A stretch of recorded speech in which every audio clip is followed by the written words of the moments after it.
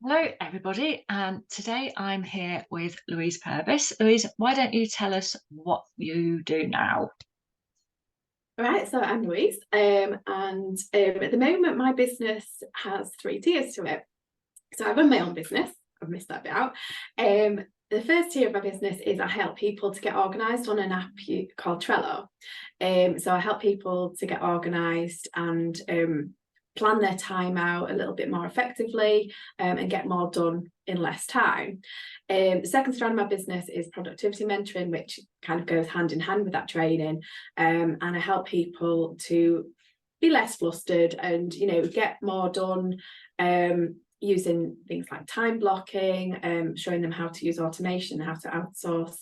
And the third strand of my business is I just do it for them. So they might come to me and I have email marketing that they need doing, they might have social media scheduling that they need doing, or they might need help with like onboarding systems, and I sort all that out for them.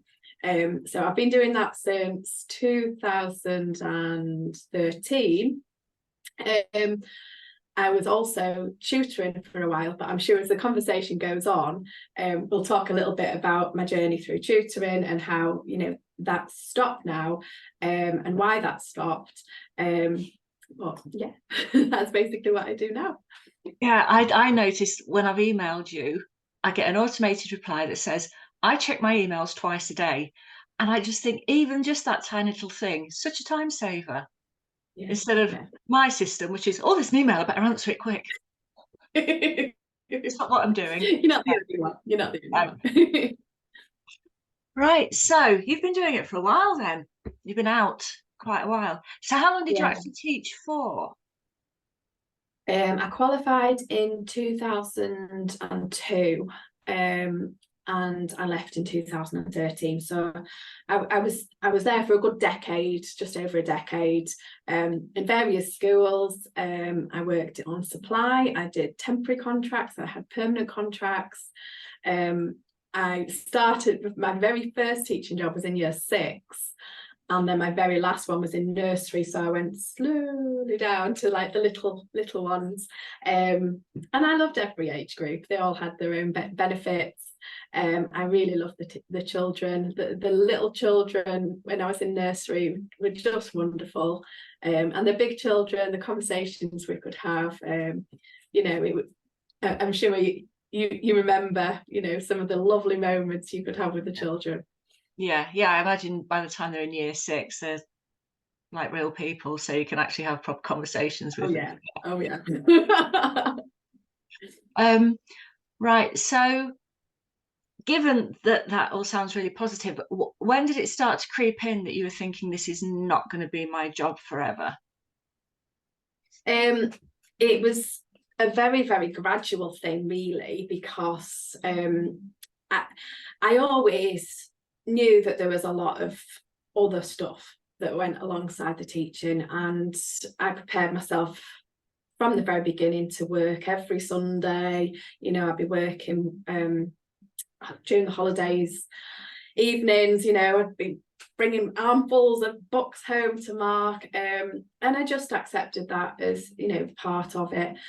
But it just started to wear me down, really, and it was the frustration of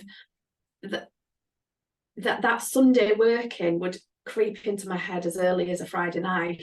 That feeling of dread that I'd have to spend all Sunday working, and sometimes I tried to flip it, so I'd work on the Saturday and then have the Sunday off, but then I'd feel on the Sunday that I hadn't done enough on the Saturday. But we know as teachers we can never do enough. There's no cut-off point at all. And so that feeling of dread about having to work on the Sunday would start as early as a Friday night. I'd get ill every single school holiday. So as soon as you switch off, then the colds and the flus and the stomach bugs and the illnesses would start. And so you didn't actually get to enjoy your school holidays. And every evening I'd bring things home, and we were, me and my husband, starting to think about having a family of our own, and I just thought there is no way that I can do this. I wouldn't even see my own child, and you know, it just didn't feel sustainable. And the moment for me was, I was working in nursery at the time, and I you know, I loved those children so much. And I was, there was a lot of work piled on me at that given point. And I remember watching the clock. It was about 2:45, and my brain went, it's only half an hour and then you can get some work done, Louise. And that thought just, they should have been my work. Those children should have been my work. And I was wanting them to go home so I could do my work. And I was like, I can't do this anymore. It's right. So that was really the turning point for me, when I just went, I've got to get out of here. And so how did you get the idea for, so, oh no, let's go back. So you said you then did tutoring. That wasn't the first thing. Okay, so what was the first thing? So I didn't know what I wanted to do at all. I was just completely, I felt like I'd been at university for 4 years and teaching was the only thing that I could do. I mean, I'd done a degree in sociology, then I'd worked in a university for a couple of years, and then I'd gone into teaching. So I felt like I could only teach. So what I really needed, and what I did do, was I got a stopgap job. So I got a job which was completely unrelated to anything that I wanted to do long term. I got a job in hairdressers, and worked as a receptionist for 6 months. And it was the best thing I could have done, really, because it just gave me a bit of breathing space. And, you know, my mental health at that point was completely shot. So I just needed to. So what did you just, like, how did you find that? You just looked in, what, a job board or Indeed or whatever, just thought, that'll do, I could do that? I think it was on Facebook, and I just rang them up and went over for an interview, and I completely explained that, you know, if I didn't want a career as a receptionist and a hairdresser, but you know, this is what I wanted to do.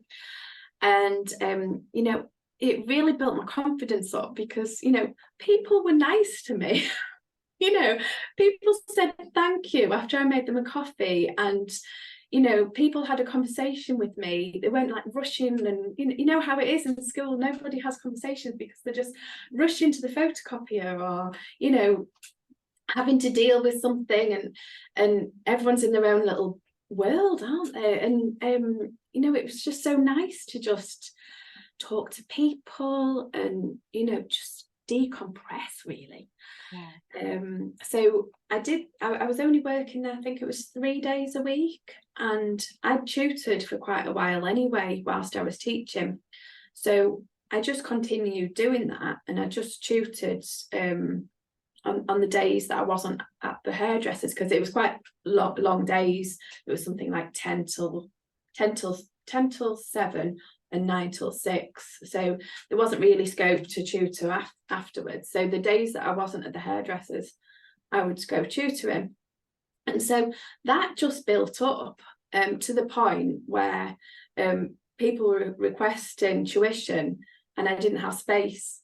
So I kind of did my sums, and I thought, well, if I don't work at the hairdressers and build up the tuition side of things, then I can, you know, drop that. And I felt ready to as well. I felt, you know, I'd built up my confidence again, and, you know, I'd you know, not grown out of it, that sounds terrible, but, you know, it got to the point where I was like, right, I can, it was like this safety net, because it was, you know, a paid job. And so, yeah, I left there and I was tutoring full time, basically. But then it felt during the day that I was waiting for children to stop being at school so that I could go out to work. So I was kind of rolling around the house a little bit from like all day until kind of 2:45. And then that was when I read up about, you know, working on people's businesses from afar and doing admin, which as we know, is coined VA, VA work. So I read up on this and I was like, wow, this is amazing. I can work for other people. I can do it at home. And so I developed that side of things. So I was doing those two things side by side for a good while. And when I had my little girl 7 years ago, it all fit in really well because my husband could look after her while I went out tutoring. And because he would finish work and take over. But it was when I was very aware that she was going to start school, and I'd be going out to work when she came back from school, and I didn't want to not be around on evenings and weekends, so I kind of did filter down on the tuition side of things. And then 2020 COVID hit, and I lost about 50% of my pupils because not all of them wanted to go online. So I just naturally let them filter out as they got to kind of year 6. Yeah. So now I don't have any tuition pupils. So I'm properly in this business. Okay, so let's talk about how you set your business up then. So how did the idea come to you for each strand of your business? Did you set it up originally with the 3, or did they develop as you sort of identified a need in people you were working with? Absolutely. I mean, I was, as I say, I was doing like the tuition and the VA work alongside each other, and then what happened was I invested in myself and got some coaching, and it was the best thing I ever did because it really helped me to identify my own strengths and look at my business model and look at how, the things that I was good at, I could elaborate on those and use those to help other business owners, people that were maybe me kind of, 10 years ago that needed that organizational help, needed that training. So working with a coach and having somebody saying, Louise, you're really good at this, and this is your skill, or this is a skill that you have, and this is something you can build on. I really just wish I'd done it sooner, because it's one of those things you think, oh, I haven't got the money for coaching, I need to make some money in my business before I get some coaching. But it was quite honestly the best money that I ever spent, really. So yeah, the VA side of things came first, and then the Trello training came second, when my coach said, you're really good on Trello, why don't you train people on how to use it? And so I started very, very gradually, selling, I did a 5-day course on how to use Trello in your business and charged something like £27 for it, just to see if I could do it. And I had about 10 people come onto this course, and they got so much from it. And then, as I got my confidence, I put my prices up. And then that naturally kind of lent itself out to, the Trello training was very much about organization. So, that strand then fell into place after I'd got my confidence, because I think your confidence is knocked for so long after you come out of teaching. And just talking about it, I can still feel a little bit of a funny tummy about my daughter's school had Ofsted a while ago, and when I heard about it, and I felt sick for them. And I thought, if I feel sick for them, how must have I felt back then? That pressure, and shuddering. Yeah, I think it's only when you get out that you can look back and think, how could I put up with feeling that way for as long as I did and think it was fine? Yeah, that's exactly it. We just normalized it, didn't we? But it's not normal. No, it's not. So when I got out and started mixing with small business folk, I came across these things called VAs, and I had no idea what one was. And so there may well be tutors watching this who are thinking, what's a VA? So let's go right back to that basic. What is a VA? How did you land on that as a business idea? How did you go about setting it up? How did you go about getting clients? Because I think that's what a lot of people worry about going freelance is, how am I going to get clients? Yeah, so I read up on it. I honestly can't remember how. I don't know if somebody told me or if I saw it on the internet, but I just started researching it. So being a VA, you basically work for a client or a number of clients doing their admin, you know, in a remote way. So, you know, my first client, he was in Surrey or somewhere, I think he was. And, you know, I'm north. So, you know, there was no need for us to meet up at all. We did everything on, I think for the first time, on telephone. I think our first call was a telephone call. So I don't know if back in 2012 we even had Zoom. No, I Sure. don't think. I mean, I only set up sort of lockdownish kind of time. But the feeling I get is that prior to that, people didn't have video meetings. It was all phone calls. But I never speak to people on the phone now. If I need to talk to a client, we just Zoom. Yeah. I had a phone call with my coach a few weeks ago because I was running late for our Zoom. So I said, can we do it on the phone? And I was walking and I had my earphones on, and it was so strange, but it was so nice as well. Just being able to like have a chat on the phone. I was like, I don't do this enough, you know, just have a chat on the phone. So yeah, my first client, we set up everything on the phone and via email really. And then I think I got him through a website called People Per Hour, which I wouldn't recommend now because it is kind of, you know, it's a bit of a race to the bottom price wise. But it did get me started and it did kind of build my confidence. And then when I got people through other methods, which I'll talk about in a minute, I had the confidence and I had a client. And when you've got one client, it's easier to get more because, you know, you can talk about how the things that you're doing, you can talk about the things that you've done, and you can, like, you know, you're established already. And also, you know, when I did my research, I looked into things like having a contract, having business insurance, having ICO, so data protection, you know, being GDPR compliant. So I looked into all of those things and made sure that those were all in order before I got my first client. But then it wasn't immediate, but I did, you know, invest in training in how to market myself on social media, which is how I get most of my clients now. So I invested in a LinkedIn course.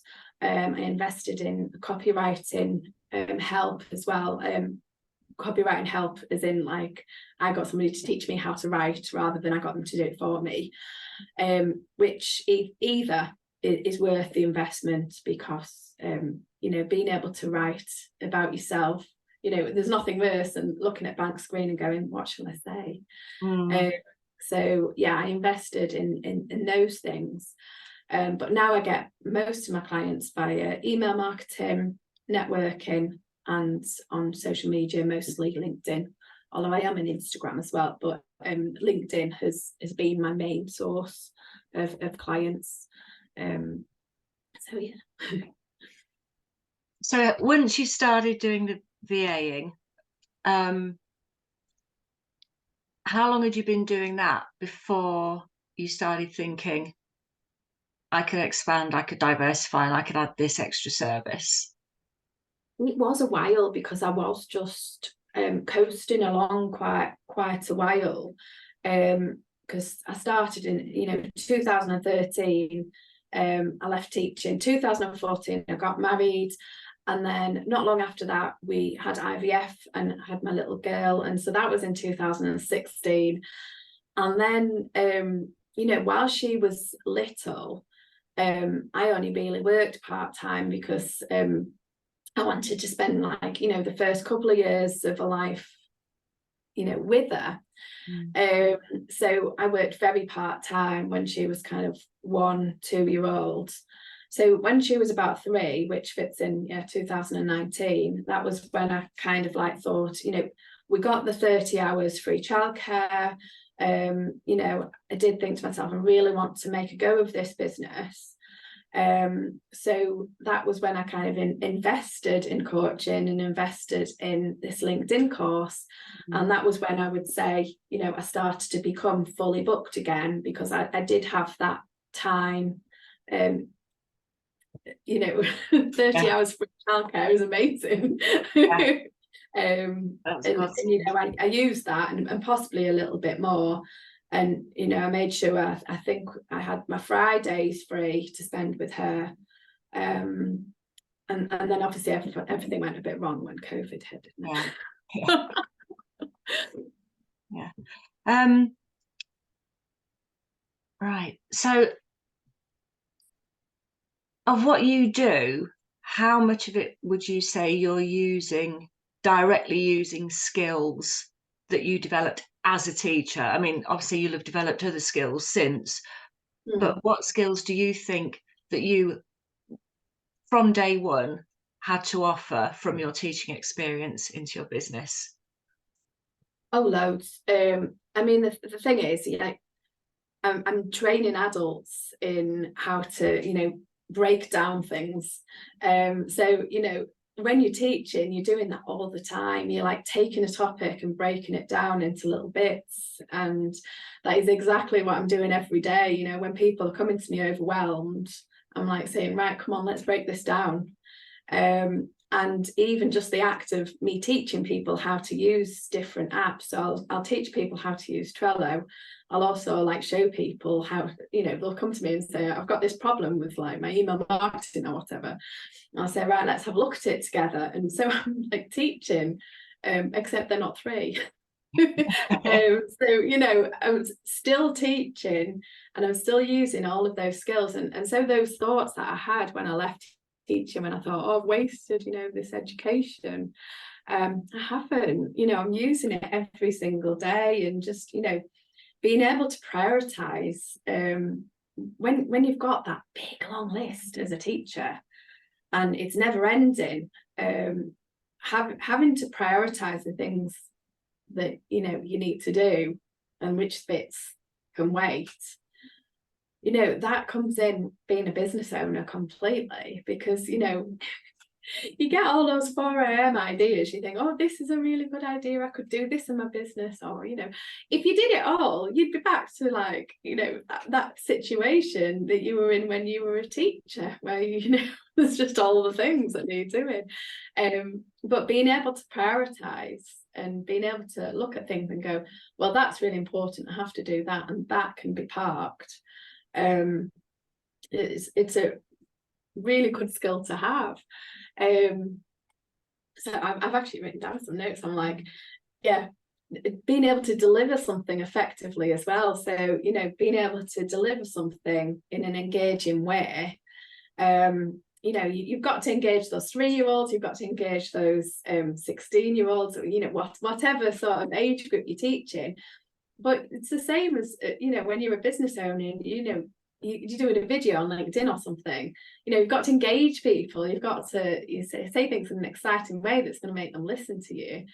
You know, if you're standing up and doing a 60-second pitch at networking, for instance, you know, you've got to engage people with it. So it's all kind of skills that have been transferable, really. Yeah. And obviously, a big pitfall in business in recent years has been lockdown and COVID, completely out of our control. But apart from that, have there been any obstacles or roadblocks along the way? I think that was the biggest one, really. So, I mean, at the time I was VAing part-time and I was tutoring part-time. And I think, you know, if I hadn't had, you know, that VA work to fall back on almost, you know, I lost a lot of children that I was tutoring overnight. I was homeschooling a girl every day. So that stopped, and I lost a lot of income literally of the space of 2 or 3 days. The emails were coming in going, yeah, we're going to keep on going online. And then there was emails coming in, I'm really sorry, but we just don't think it'll work for us. And, you know, and that was fine for them. But, you know, they made that decision. That was the right decision for them. I lost a lot of income. overnight, and I had to adapt. So, you know, it was quite a big obstacle. And is there anything now, with the benefit of hindsight, that you would have done differently looking back? I would have got coaching a lot sooner. I would have definitely, you know, got a little bit of coaching maybe as soon as I left teaching, really. Because I mean, I'm not saying what I'll do now is an accident, but you know, I did kind of go down, you know, the tutoring path that worked at the time, and then the VA path that worked at the time.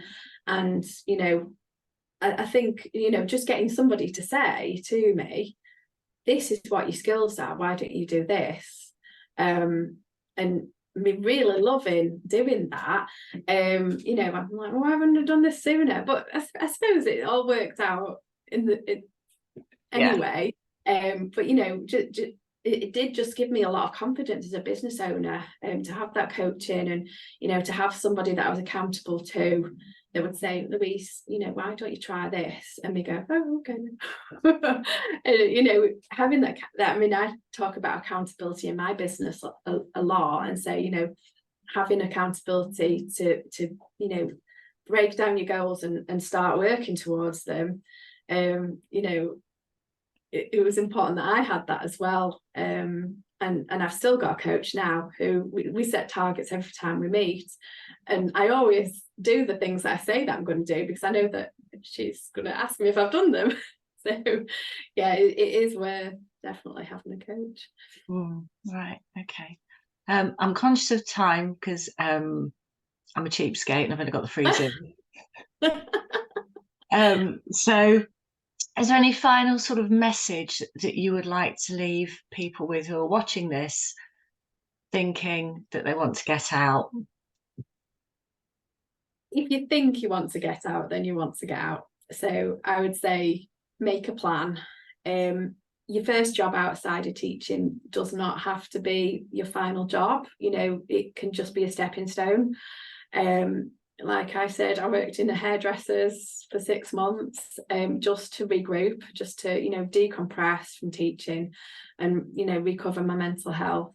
It doesn't have to be your forever job. You know, it can just be a way out. It can be, you know, a route.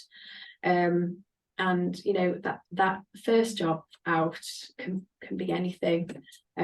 So I would say, you know, if you think you want to get out, you most probably do want to get out. So you know, make the plan, and yeah, good luck. Okay, so thank you very much for your time this morning, Louise. It's been very interesting and very positive.